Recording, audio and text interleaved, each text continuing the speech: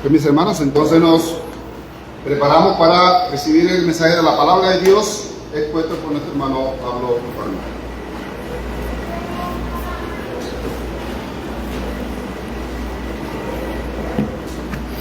Nuevamente, muy buenos días a todos.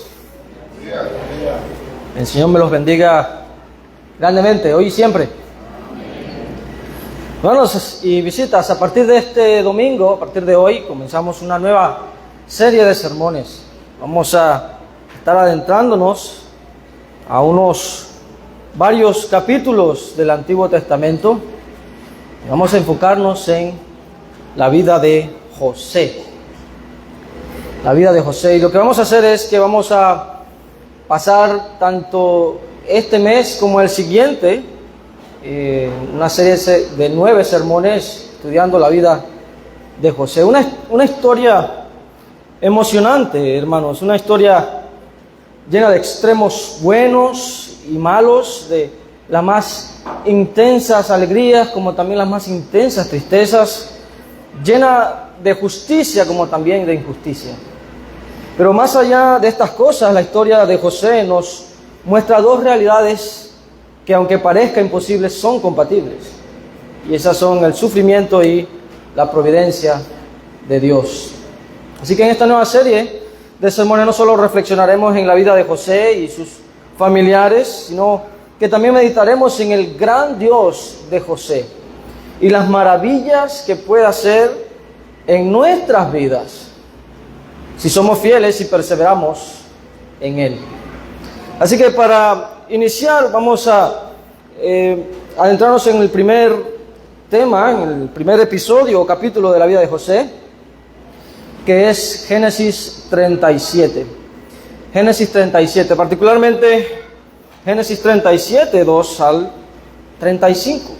Y para comprender este capítulo de la vida de José, vamos a dividir este sermón en dos secciones. En primer lugar, vamos a considerar la historia bíblica, en la cual vamos a adentrarnos al texto, vamos a ampliar, analizar esos versículos brevemente, y luego, en segundo lugar, vamos a ver la enseñanza bíblica. ¿Qué aprendemos de esa historia?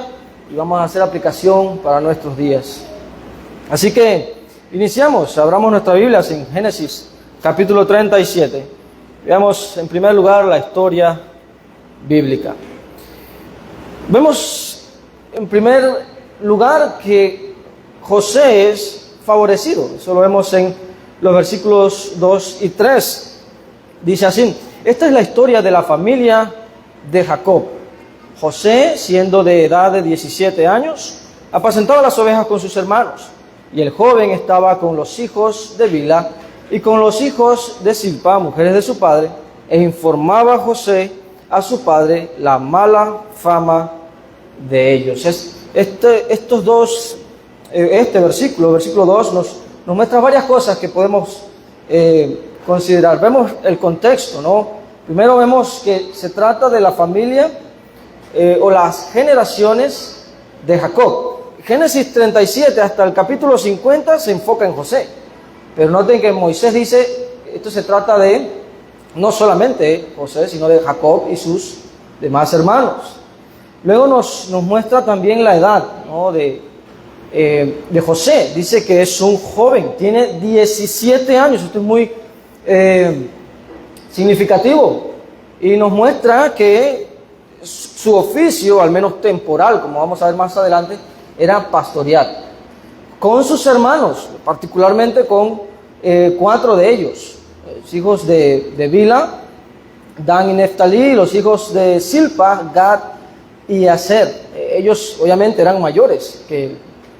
Recordemos que fueron 12 hijos varones que tuvo Jacob. José era el 12avo, ¿okay? Así que hablamos de sus hermanos mayores, 4 de ellos. Así que básicamente era como un aprendiz, ¿okay? Un aprendiz de pastor. Pero como vamos a ver más adelante, Génesis 37, 12, cuando tenía que hacer tareas de irse, no, obviamente permanecía en casa. Y eso nos va a explicar un poco más, vamos a entender esto mejor más adelantito. ¿Okay? Nos muestra también el entorno en el que vivía José.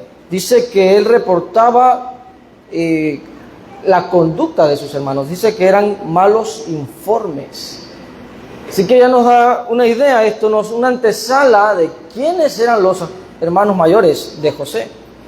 Anticipa entonces esa conducta de ellos. Luego vamos al versículo 3. Dice, y amaba Israel a José más que a todos sus hijos, porque le había tenido en su vejez. José era un hijo muy amado, pero noten la distinción que se hace aquí. Era más amado que los demás hermanos. Y aquí ya vemos un problema. Y más adelante vamos a verlo aún más claramente. ¿Ok? Entonces, esa distinción que hace particularmente en José, de que lo había tenido en su vejez y todo lo demás, realmente aplicaba más a Benjamín, que fue el último hijo.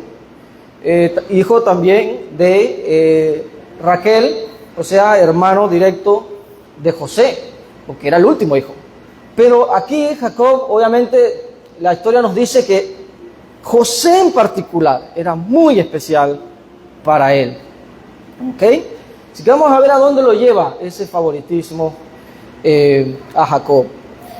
Y vemos también que hace aquí un prestigio. En la última parte del versículo 3, dice, como lo amaba tanto, ¿verdad? Lo había distinguido tanto, dice, y le hizo una túnica de diversos colores.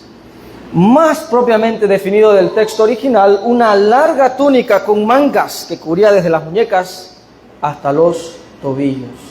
Esto es muy significativo, porque leyéndolo podemos pasarlo por alto. Se trata, obviamente, culturalmente, de autoridad, liderazgo, sobre todo nobleza, hermanos.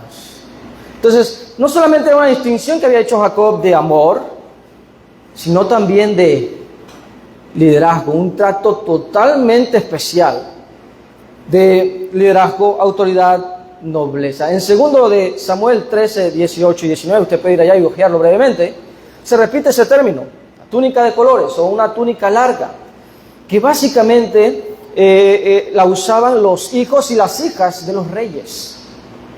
Nobleza. Entonces, ¿era una túnica de trabajo? No, era una túnica de distinción. ¿Ok? Nobleza, liderazgo. Obviamente eso tuvo sus consecuencias y lo vemos en el siguiente versículo. Versículo 4. Vemos que José es odiado. Veamos el versículo 4. Y viendo sus hermanos que su padre lo amaba más que a todos sus hermanos, le aborrecían. José es odiado. Y obviamente también era maltratado. Note cómo termina el versículo 4. Y no podían hablarle pacíficamente. Imagínense vivir en una familia así. José era objeto de maltrato verbal constante. No le podían hablar pacíficamente. Qué lamentable. ¿Por qué? Porque era el favorito. Porque era visiblemente el favorito con esa túnica. Así que fue maltratado por sus hermanos mayores. Entonces aquella túnica especial que vestía José se convirtió para los hermanos mayores en un recordatorio de que ellos eran amados menos, ¿okay? Que ellos eran objeto de desconfianza. Y nótese esto, de que ellos eran de un estatus inferior al de José. Gravísimo. ¿Ok? Y esto nos lleva a la siguiente escena, porque obviamente esto se va a grabar. En los versículos 5 al 8 vemos dos sueños que tiene José. Veamos el primero. Y soñó José un sueño y lo contó a sus hermanos, y ellos llegaron a aborrecerle más todavía. Y él les dijo, oíd ahora este sueño que he soñado. He aquí que atábamos manojos en medio del campo, y aquí que mi manojo se levantaba y estaba derecho, y que vuestros manojos estaban alrededor y se inclinaban al mío. Note la respuesta de los hermanos. ¿Reinarás tú sobre nosotros? Versículo 8. ¿O señorarás sobre nosotros? Y le aborrecieron aún más a causa de sus sueños y sus palabras. El sueño era fácil de interpretar. porque mostraba imágenes de lo que ellos hacían. Segar, manojos, eran obviamente al momento de cosechar, ese conjunto de ramitas de trigo o el cereal que sea, y los amarraban para su almacenaje. Y noten esto, se inclinaban los de los demás al de José. Obviamente, esto es una indicación de que la distinción que ya había hecho su padre iba a ser aún mucho más real. Esto no le gustó a ellos. Y noten que lo aborrecían en versículo 4, pero en versículo 8 dice que lo aborrecieron aún más. El odio crece. Pero hay más, porque tuvo otro sueño. Tuvo otro sueño. Versículos 9 al 11. No solo iba a ser el rey sobre sus hermanos, también el rey sobre su familia. Y soñó aún otro sueño, y lo contó a sus hermanos, diciendo: he aquí que he soñado otro sueño, y he aquí que el sol y la luna y 11 estrellas se inclinaban a mí. Y lo contó a su padre y a sus hermanos, y su padre le reprendió y le dijo: ¿qué sueño es este que soñaste? ¿Acaso vendremos yo y tu madre y tus hermanos a postrarnos en tierra ante ti? Y sus hermanos le tenían envidia. El rey sobre su familia, también fácilmente entendido. Sol y luna, Jacob, su madre, que puede referirse tanto a Raquel como a Lea. Para entonces Raquel ya había fallecido. Y luego las 11 estrellas, sus obviamente hermanos. Y aquí se incluye Benjamín, el más pequeño. ¿Qué sueños? ¿De dónde habían venido estos sueños? Bueno, el contexto inmediato no los dice. Y de hecho el más amplio tampoco nos lo indica. En aquellos días no habían profetas como tal, sino que Dios hablaba al patriarca. Pero Jacob sí tenía una idea de esto, porque el contexto ya general nos indica que obviamente esta era una de las maneras en las cuales Dios se comunicaba. Así que estos sueños venían de Dios y sirvieron como profecía, como sabemos el resto de la historia. Versículo 11 nos indica que fue envidiado. Noten, cuando una persona odia, ¿qué es lo que ocurre luego? Vienen otras emociones o otros malos sentimientos. Envidia, ese dolerse del bien ajeno, que a menudo va acompañado de otras obras de la carne, como la ira, el enfado, etc. Entonces, esto nos indica que los hermanos mayores de José reconocieron la valía de esos sueños. Era como que su pesadilla se estaba convirtiendo en realidad. En el contexto general podemos entender que ellos tenían miedo de que Jacob le diera la primogenitura a José y que ellos se quedaran sin nada. Entonces aquí había obviamente una familia disfuncional. Pero ¿qué hacía su padre? Versículo 11, la última parte. Mas su padre meditaba en esto. Jacob sabía estas cosas, siendo hijo de Isaac. Isaac siendo hijo de Abraham, de cómo Dios les hablaba. Jacob meditaba en estas cosas. Luego tenemos otra escena. Vemos que José es desfavorecido. Versículos 12 al 35. Primero vemos los versículos 12 al 17. Vemos una petición de parte de Jacob hacia José. Leamos. Génesis 37, 12 al 17. Después fueron sus hermanos a apacentar las ovejas de su padre en Siquem. Y dijo Israel a José: tus hermanos apacientan las ovejas en Siquem, ven, te enviaré a ellos. Y él respondió: heme aquí. E Israel le dijo: ve ahora, mira cómo están tus hermanos y cómo están las ovejas, y tráeme la respuesta. Y lo envió del valle de Hebrón, y llegó a Siquem. Y halló un hombre andando en el errante por el campo, y le preguntó a aquel hombre diciendo: ¿qué buscas? José respondió: busco a mis hermanos, te ruego que me muestres dónde están apacentando. Aquel hombre respondió: ya se han ido de aquí, y yo les oí decir: vamos a Dotán. Entonces José fue tras sus hermanos y los halló en Dotán. Entonces la situación es esta. Los hijos mayores de Jacob tenían que cuidar de su ganado. Por X o Y razón tuvieron que viajar una larga distancia, como podemos ver en este mapa. ¿Ok? Y se estaban demorando. Eso estaba preocupando a Jacob. Jacob entonces envía a su hijo José para saber cómo están sus hijos y el ganado.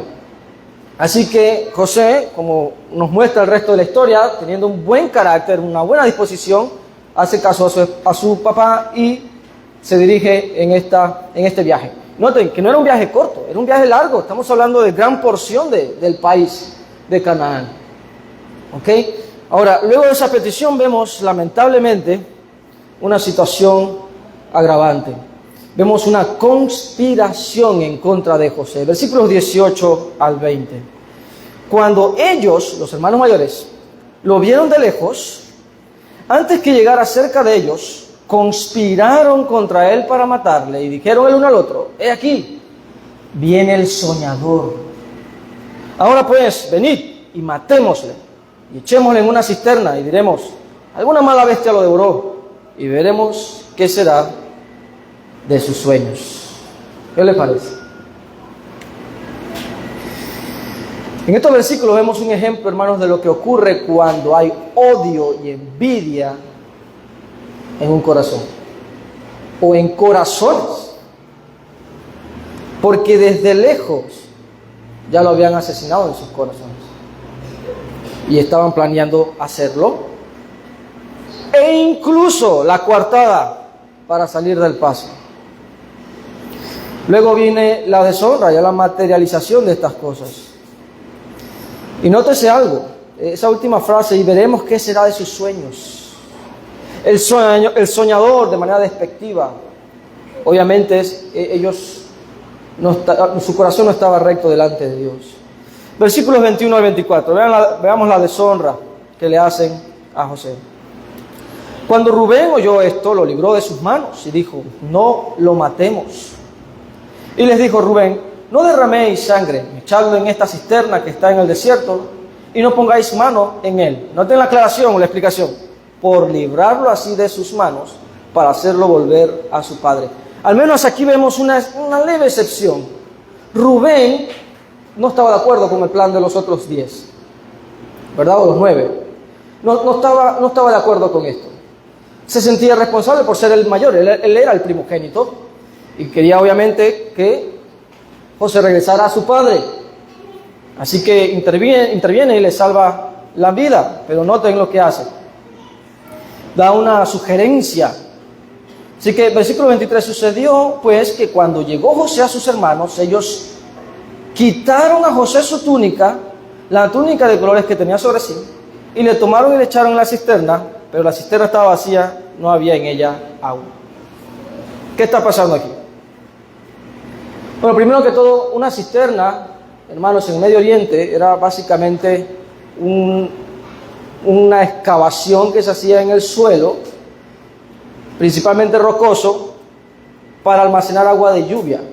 Saben que allá pues el agua bebible era un bien que escaseaba, especialmente en áreas desérticas, y hacían estas excavaciones, grandes excavaciones, para retener agua, y las cubrían con una piedra. Bueno, esta estaba vacía, ¿ok? Y tenía más o menos esa forma, así de ovalada. Así que agarraron a José y lo echaron allí. Noten lo que estaba pasando. Noten lo que había hecho su padre.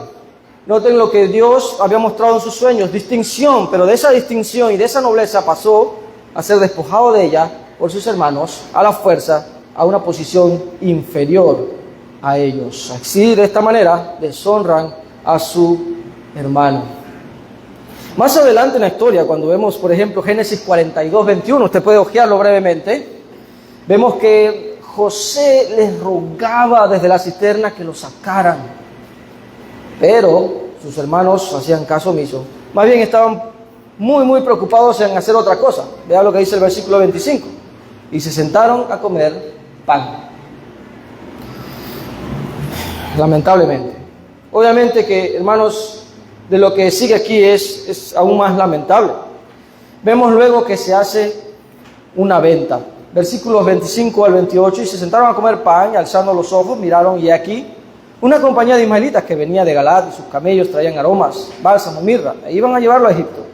Entonces Judá, vean otro salvador, entre comillas, dijo a sus hermanos: ¿qué provecho hay en que matemos a nuestro hermano y encubramos su muerte? Venid y vendámosle a los ismaelitas, y no sea nuestra mano sobre él, porque él es nuestro hermano, nuestra propia carne, y sus hermanos convivieron con él. Y cuando pasaban los madianitas, mercaderes, sacaron ellos a José de la cisterna, y le sacaron arriba, y le vendieron a los ismaelitas por 20 piezas de plata, y llevaron a José a Egipto. Y de esa manera se completa ese odio, pero no es todo la historia, ¿verdad? José es vendido como un esclavo. ¿Qué valía José para sus hermanos? No podemos que decir que 20 piezas de plata, porque lo querían muerto. Las 20 piezas de plata eran algo incidental, así que valía cero para ellos. Y eso lo vemos aún más en la siguiente parte de la historia. Vemos tanto la culpabilidad como el sufrimiento que esto trajo. Versículos 29 en adelante. Después Rubén volvió a la cisterna y no halló a José adentro y se rasgó los vestidos. Evidentemente Rubén no participó de esto, no estaba en ese momento allí, probablemente cuidando a las ovejas. Recordemos que quería liberarlo luego, pero cuando llegó ya era tarde. Entonces tomaron ellos la túnica de José, vean la solución, esto incluye a Rubén, degollaron un cabrito de las cabras, tiñeron la túnica con la sangre. Regresaron a casa, enviaron la túnica de colores, la trajeron a su padre y dijeron: esto hemos hallado, reconoce ahora si es la túnica de tu hijo o no. Y él la reconoció y dijo: la túnica de mi hijo es, alguna mala bestia lo devoró, José ha sido despedazado. Entonces Jacob rasgó sus vestidos y puso cilicio sobre sus lomos y guardó luto por su hijo muchos días. ¿Sabe qué? En contexto, hermanos, fueron años. Y durante todo ese tiempo, ¿qué hicieron los hermanos? Odio, envidia, eso hacen. Y se levantaron todos sus hijos, todas sus hijas, para consolarnos, mas él no quiso recibir consuelo. Y dijo: descenderé enlutado a mi hijo hasta el Seol. Y lo lloró su padre. Hermanos, de esta manera hay una gran aflicción en esta familia. No solamente en Jacob, en José, que fue despojado de su familia, y de su hermano Benjamín. En Benjamín también, porque sabemos que tenían una muy buena relación. Él era la distinción, la diferencia entre el resto de sus hermanos. Aflicción, sufrimiento y sufrimiento. Ok, la pregunta es: ¿qué aprendemos de esto? ¿Qué aprendemos de esta historia? Bueno, hermanos, vemos que con este incidente en esta historia, en primer lugar, que el favoritismo es destructivo. El favoritismo es destructivo, y esto aplica tanto en la familia como en la iglesia. El favoritismo de Jacob hacia José fue una forma de discriminación al resto de sus hijos, y fue por lo tanto un gravísimo pecado. Y la gravedad de este error se ve en las consecuencias. ¿Qué provocó? Odio, envidia y luego aflicción, sufrimiento y sufrimiento. ¿A quiénes? ¿A uno? ¿A dos? No, a muchas personas. Aún más grave es el hecho de que, sabiendo Jacob lo que ocasiona el favoritismo, se fue por ese rumbo de todas maneras. Y obviamente me refiero a su familia, porque obviamente él vio lo que pasó en su propio hogar, cómo Rebeca tenía favoritismo hacia él, hacia Jacob, y cómo Isaac tenía favoritismo a Esaú, y eso que ocasionó que esos dos estuvieran en guerra, que hubiera problemas, aflicciones, que hubiera ira, lágrimas, engaño, deseo de venganza, conspiración, etcétera, etcétera. Pero aún más, hay otro ejemplo, en su propia familia. ¿Recuerdan ese otro triángulo entre Jacob, Lea y Raquel? Por él favorecer a Raquel, obviamente, Lea fue puesta en negligencia, y eso que ocasionó que estas dos mujeres tuvieran incompetencias, envidias, problemas. Hermanos, nuevamente, no aprendió, sino que sembró lo mismo en sus propios hijos al tener favoritismo hacia José. Y obviamente eso trajo de nuevo celos, envidias, contenciones, sufrimiento, etcétera, etcétera. Hermanos, y esto obviamente aplica a la familia. Por supuesto que si nosotros cometemos el grave error de mostrar favoritismo a uno de nuestros hijos, vamos a sembrar estas cosas. En Efesios 5, 1 y 2, 25 y 29, vemos que Dios no hace estas cosas. Dios no tiene favoritismo, Dios no hace acepción de personas, entonces nosotros tampoco debemos hacerlo. Así que debemos amar a nuestros hijos de la misma manera, sin favoritismo, y no provocarlos a ira, que fue exactamente lo que hizo Jacob. Y de esto es un mandamiento bíblico, Efesios 6:4, Colosenses 3:21. Padres, no exasperéis a vuestros hijos, no los provoquéis a ira. Una de las maneras en que se puede hacer es haciendo favoritismo. Y esto aplica en la iglesia, hermanos. Aplica en la iglesia. Ustedes recordarán lo que enseña Santiago al respecto. Santiago presenta el problema del favoritismo en la iglesia, en la forma de acepción de personas por estatus social. Habían quienes favorecían a los ricos y desfavorecían a los pobres. ¿Y cómo llama la Escritura a esa acción? Lo llama pecado, lo llama no conforme a la fe de Jesucristo, Santiago 2.1, lo llama distinciones, Santiago 2.4, lo llama no amar al prójimo, Santiago 2.8, lo llama no hacer misericordia, Santiago 2.13. Y lamentablemente esto ocurrió también con Pedro. Gálatas 2, acompáñeme brevemente allá. Usted recordará lo que pasa en Gálatas 2. Un apóstol que fue a Antioquía y tenía comunión, compartía y comía con los gentiles cristianos, pero luego llegaron judíos cristianos de Jerusalén, de Jacob, a Antioquía, y como llegaron allá, Pedro entonces se retraía, se alejaba para estar con los judíos y no con los gentiles por temor a los judíos. Ya sabemos lo que pasa. Pablo los reprende, no solo a él, a los demás que lo acompañaron, incluso que fue movido en esa misma actitud de hipocresía, a Bernabé. Acepción de personas, favoritismo. Entonces la lección es una: la iglesia debe velar soberamente que no haya ninguna forma de favoritismo en ella. ¿Por qué? Porque Dios no hace estas cosas. Él no hace favoritismo. Romanos 2.11 dice claramente que Él no hace acepción de personas. Y ya como hemos visto, esto no es conforme a la verdad del Evangelio. Entonces Dios nos advierte a través de estos ejemplos que el favoritismo no es el camino a la paz, la armonía y el amor. Es todo lo contrario. Es el camino a las guerras, a las contenciones, a los problemas, al odio, a la envidia, a la destrucción. Entonces debemos tener cuidado especial de quiénes. Debemos tener una actitud de exaltación por quiénes. Por todos. Leámoslo. Filipenses 2.3, por favor. Filipenses 2.3. No por algunos, eso sería caer en favoritismo. Filipenses 2.3 dice: nada hagáis por contienda o por vanagloria, antes bien con humildad, estimando cada uno a los demás como superiores al mismo. Entonces, si hay alguien favorito, si hay algunos que son favoritos en la iglesia, esos son todos nosotros. Todos nosotros. Evitemos distinciones, trato especial a ciertos hermanos por cierto oficio, por color de piel, por cierta nacionalidad, por su aspecto, por su raza, etc. No es correcto. Y ya vimos lo que eso ocasiona. Y es la segunda enseñanza. El odio. El odio es destructivo y eso es evidente en la familia. Notemos las razones y las frases que vemos en Génesis 37. Volvamos allá. Génesis 37:4 dice que los hermanos aborrecían a José.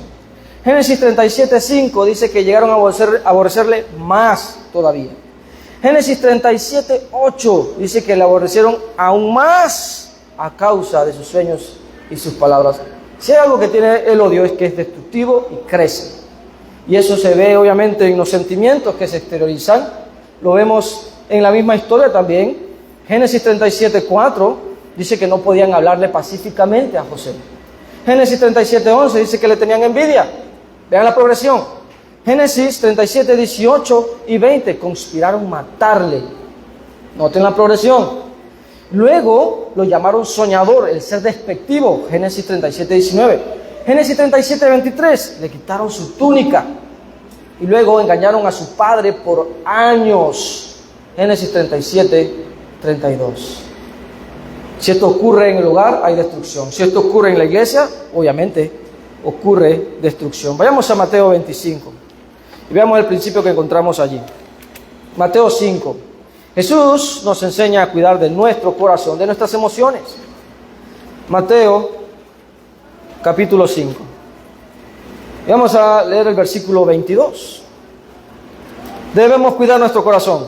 Dice así, Mateo 5, 22. Pero yo os digo que cualquiera que se enoje contra su hermano será culpable de juicio. Y cualquiera que diga necio a su hermano será culpable ante el concilio. Y cualquiera, dice, que le diga fatuo quedará expuesto al infierno de fuego. Es bastante claro, ¿no? Nosotros debemos tener amor por nuestros hermanos. No odio, no ira, no desprecio. Noten esto. Con el simple hecho, hermanos, de enojarnos, de tener odio hacia nuestros hermanos, nos pone en una situación deplorable ante Dios y obviamente en condenación.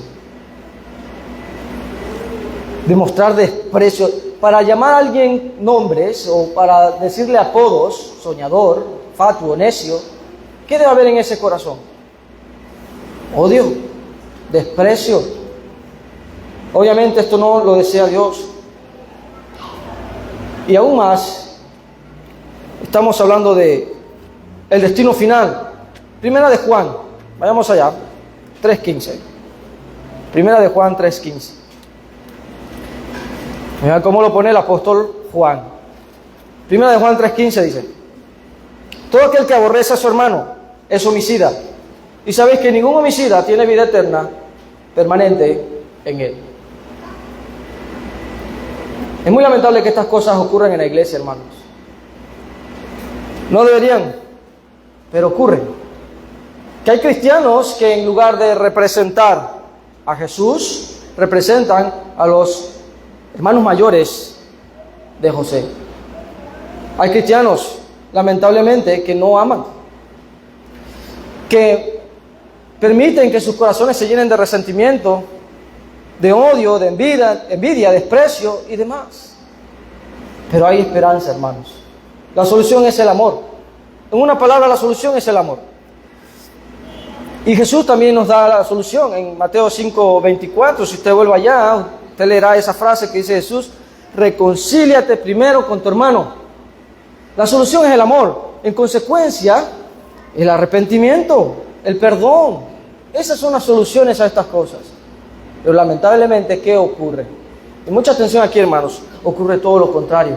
Ocurre que el ofendido no va a hablar con el ofensor, sino que se lo dice a una tercera persona, no solucionando el problema, sino agravándolo más. ¿Y qué pasa? El ofendido, como no se expresa con el ofensor, se llena de resentimiento, de rencor, de odio, de envidia. ¿Y eso qué trae? Lo vimos en la historia de Jacob, José y sus hijos. Trae problemas, trae rencillas, trae conflictos, trae sufrimiento. Proverbios 10:12 lo resume bastante bien. Proverbios 10:12: el odio despierta rencillas, pero el amor cubrirá las faltas. Entonces es muy simple, hermanos. Debemos amarnos, debemos reconciliarnos, debemos perdonarnos. De lo contrario vamos a sufrir. Y esta es la tercera verdad que aprendemos aquí, que el sufrimiento es destructivo. Es destructivo en la familia, lo vemos en el caso del patriarca y sus hijos. El patriarca fue despedazado, hermanos. Él fue despedazado, y es algo triste, es algo lamentable, pero ¿quién fue el responsable de eso? Lamentablemente él mismo, por sembrar favoritismo. Fue despedazado el patriarca, fue despedazada la túnica que él había hecho con mucho amor a su hijo José. Él mismo despedazó sus vestidos en demostración de luto y dolor. Despedazaron su corazón. Deseó incluso la muerte, hermanos. Voy a descender al Seol. Sufrimiento. Sufrimiento. Y esto es lo que ocurre en la iglesia también cuando obviamente estos pecados del favoritismo, del odio, de la envidia entran. Son justamente estas heridas, hermanos, que rompen las relaciones en las iglesias. Se pierde la confianza. Muchos cristianos se apartan del camino, otros se desaniman. Lo que sigue es destrucción, destrucción, destrucción y destrucción. Y no queremos eso. No queremos causarle daño o destrucción a la iglesia, hermano. No queremos eso y le voy a explicar por qué. Recordará usted la historia en Hechos 9 cuando Saulo perseguía y perseguía a la iglesia y se le aparece el Señor. ¿Y qué le dijo Jesús? Saulo, Saulo, ¿por qué me persigues? Perseguir a la iglesia o hacerle daño a la iglesia es perseguir a Jesús, y hacerle daño a Jesús es atacar a Jesús. Por lo tanto, lo que nosotros debemos hacer es todo lo contrario. Debemos romper esa cadena, hermanos. Donde hay favoritismo, va a haber odio y luego eso va a traer sufrimiento.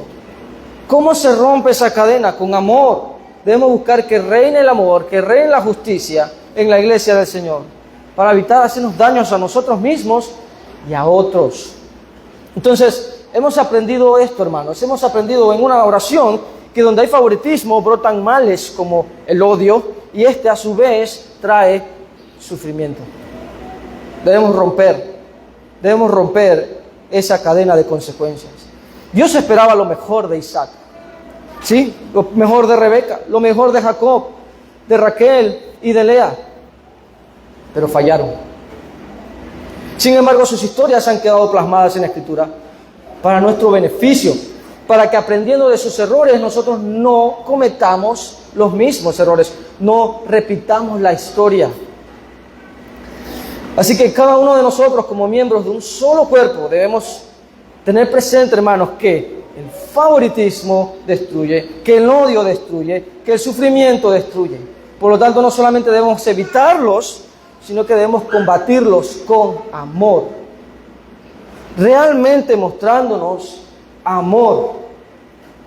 Si nos amamos como el Señor nos ha enseñado, entonces, ¿qué vamos a hacer?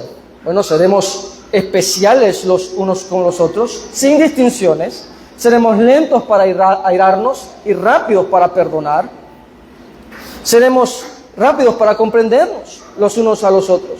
Por último, no buscaríamos causarnos sufrimiento, sino más bien edificarnos, alentarnos, consolarnos los unos a los otros.